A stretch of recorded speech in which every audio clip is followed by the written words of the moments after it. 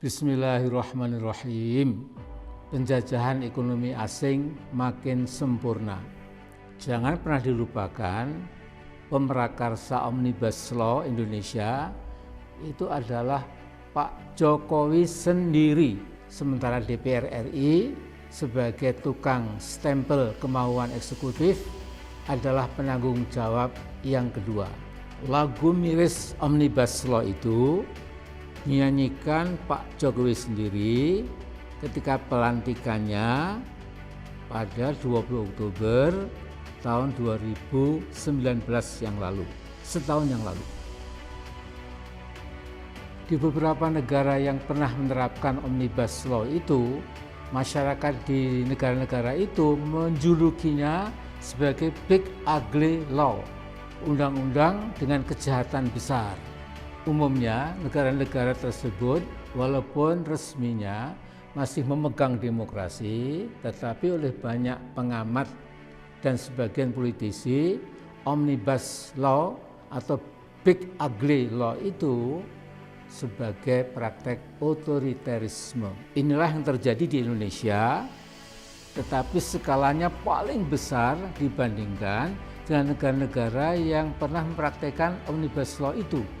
Setelah undang-undang Omnibus yang dijuluki sebagai undang-undang sabu jagat itu disahkan, saya dapat menyimpulkan bahwa cengkeraman ekonomi asing di negara kita makin kokoh, dan di masa-masa mendatang baik rezim dan rakyat kita semua akan jadi bangsa kacung.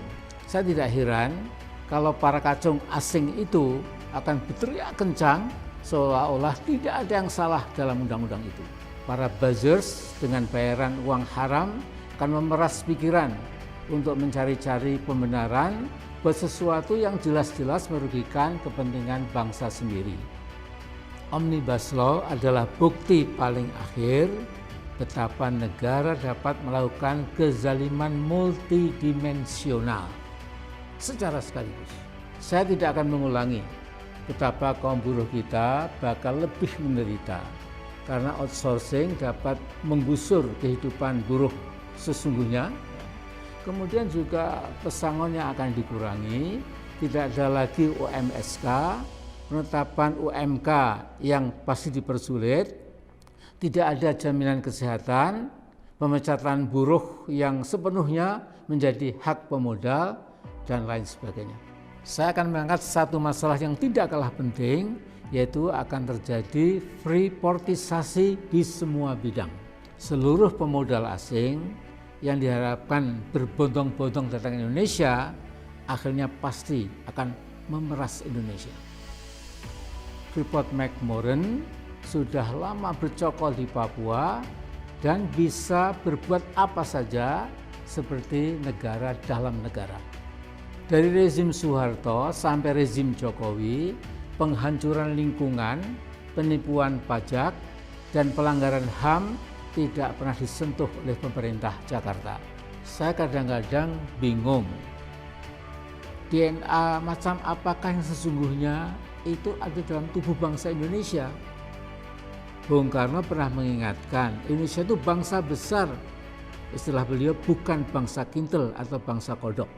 Mengapa rezim Jokowi dan DPR tega memproduksi Omnibus Law tanpa memperhatikan kepentingan rakyat?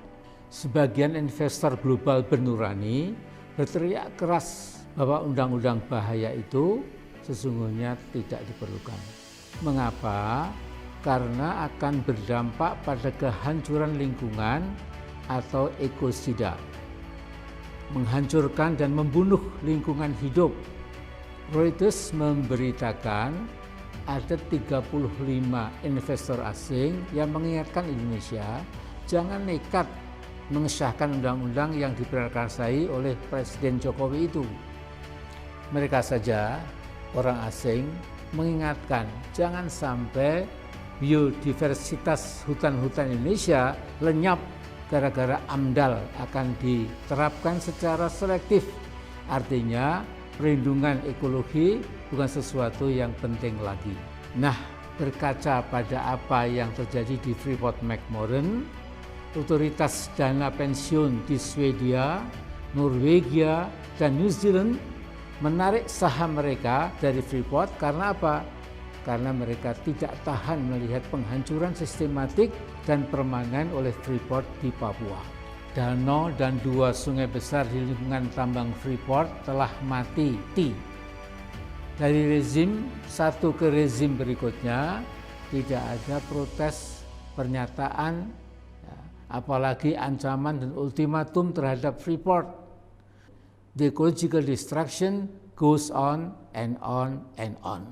Di dalam literatur politik ada istilah deaf, dumb, and blind government. Pemerintah yang tuli, bisu, dan buta. Saya berharap rezim Jokowi jangan sampai seperti yang disindir Al-Quran, yaitu menjadi seburuk-buruk makhluk yang melata di atas muka bumi ini. Mengapa mereka tuli dan buta terhadap kebenaran? Bahkan mereka berani menantang dan melawan kebenaran. Ini ada di Al-Anfal ayat 22. Pak Jokowi, cabut segera undang-undang yang berbahaya itu. Karena Anda adalah pemrakarsa utama dan pertamanya